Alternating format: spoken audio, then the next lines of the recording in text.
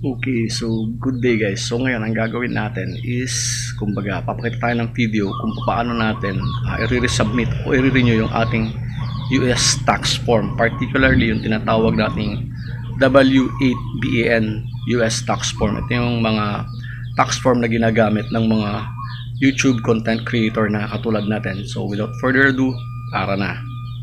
Okay, so pag mag-expire na yung ating UX tax form, i-inform tayo actually ni YouTube Studio. Makikita mo sa taas ng ating YouTube Studio na may nakalagay, your US tax form will expire on, sabi niyan, 2024. Sabi niyan, please resubmit it on AdSense. Yan, so yun makikita mo. So katulad yan nakalagay dyan. Okay guys, kung paano to renew, sundan nyo lang tong short video na ginawa ko. So, let's go. Meron tayong gagawin tutorial about sa ating AdSense sa US tax.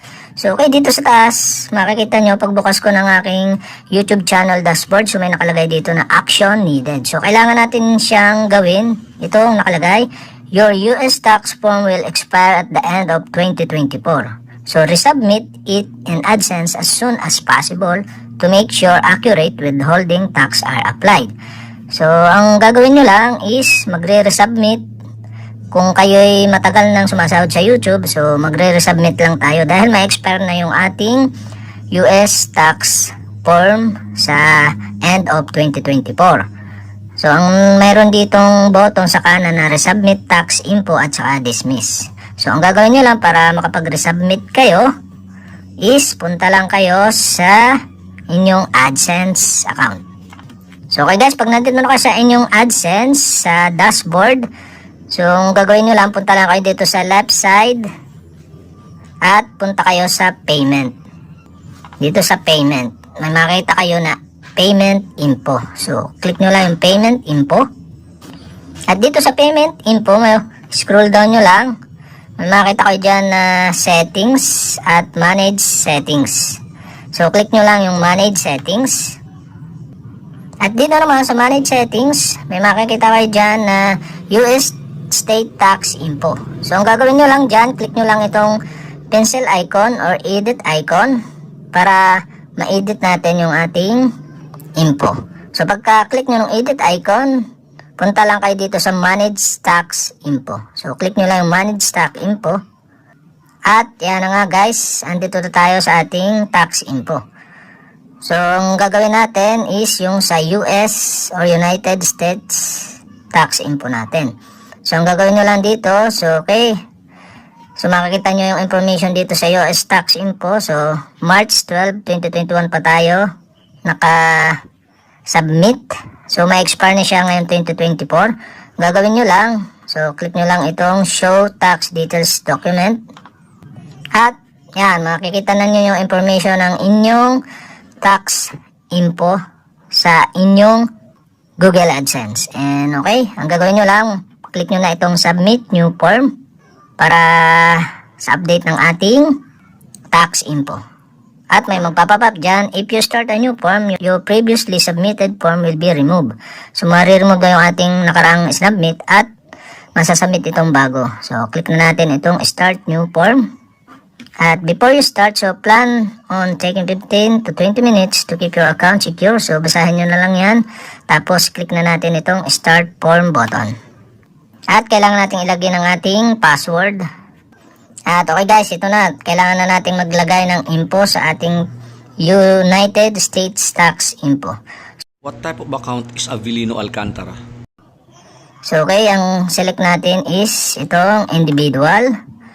So pagka-click ng individual, click nyo lang yung next. Dito, are you citizen of residence of the United States? So no natin.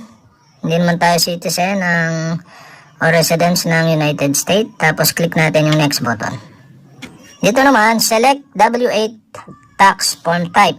So dito, pipiliin nyo is itong W8 bin. So select nyo lang yung W8 bin. Tapos click nyo yung start W8 bin form button. At dito na, kailangan natin mag-fill up ng tax identity. So, name of the individual who is the beneficial owner. So, pangalan nyo dyan, ilalagay nyo. Tapos dito sa country, region of citizenship, so piliin nyo lang Philippines. Piliin nyo lang dyan is Philippines. At dito naman sa tax identification number or TIN, so foreign TIN, so lagyan nyo lang dyan yung inyong TIN dito sa Pilipinas. At pag nalagay nyo na yung inyo dyang TIN dito sa Pilipinas, click nyo na yung next button. At dito naman sa permanent residence address natin, so okay, kayo nang bahala dyan, madali lang naman ilagay nyo lang yung inyong address. So dito sa country region, Philippines, tapos street address, city, postal code, province, yan. Dito sa mailing address, so click nyo lang yan kapag parehas naman ang mailing address is same as a permanent residence address. So click nyo itong square kung same lang ng address na gusto nyo magpadala sila ng sulat, so same address, click natin. At after that nyan guys, click na natin itong next button. At dito naman tayo sa tax treaty. So are you claiming a reduced rate of withholding tax treaty? So dito pipiliin nyo is click nyo dyan yung yes. Tapos residents of the following country within the meaning of the income tax rate. So okay, check nyo tong box. Tapos select nyo yung country. Select nyo Philippines. Tapos after nan, special rate and condition dito. Check nyo to lahat na box, itong tatlo. Yan, check nyo. Pagka check nyo yan, yan, kada box dyan merong lalabas na another na info na kailangan. So dito kailangan article paragraph, click nyo lang yan, tapos select nyo article 13. Tapos withholding rate sa kanan, select nyo 15% reduce treaty. Tapos ito, check nyo ito itong box sa baba. Tapos dito naman sa ikalawa, ganun din, article 8 paragraph 1, withholding rate 0% reduce treaty.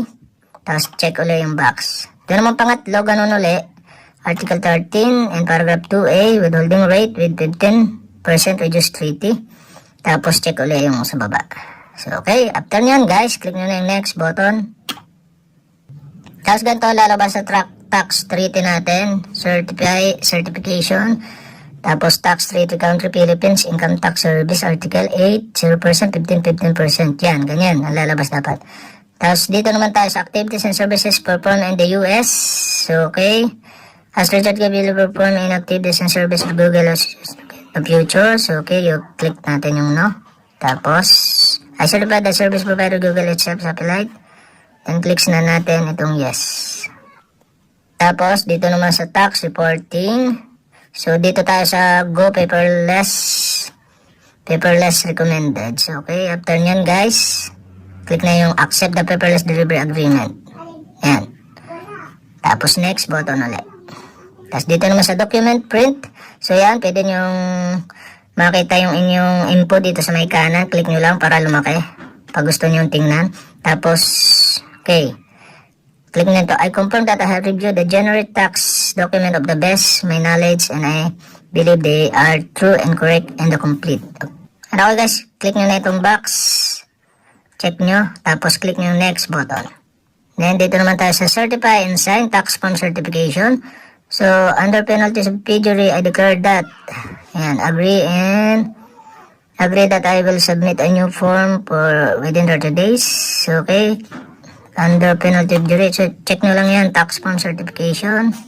Dito naman sa unchanged status affidavit. So, wala naman tayong binago. So, hindi na nyo lalagyan. Pag mayroon, so, check nyo lang. Pero sa atin, hindi na natin kailangan. So, dito your signature naman kasunod. So, select lang natin dito yung yes, I am the beneficial owner, name in the tax identity section. So, dito sa full legal name, so, enter natin dyan yung name o automatic na nakalagay yung ating pangalan dito sa pinakang baba. At okay nga guys, sa pagka okay ng ating mga pinilapan at nasundan nyo na itong ating file. So, okay, dito, click na natin submit button. At a couple of seconds, so okay, titingnan natin kung ma-approve ba yung ating sinubmit. So seconds lang naman yan. So ito na guys, successful na, approve na yung ating W8 bin. So updated na siya guys. So September, 16, 2024 ko siya tapos expiration niya is makikita nyo dito. So, December 31, 2027. So, update na lang uli natin sa December 31, 2027 bago mag December 31, 2027.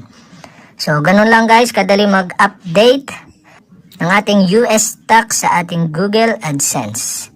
So, okay guys, sana nakatulong ang video na to at kapag hindi ko pa kayo subscriber, mag-subscribe lang kayo sa aking YouTube channel.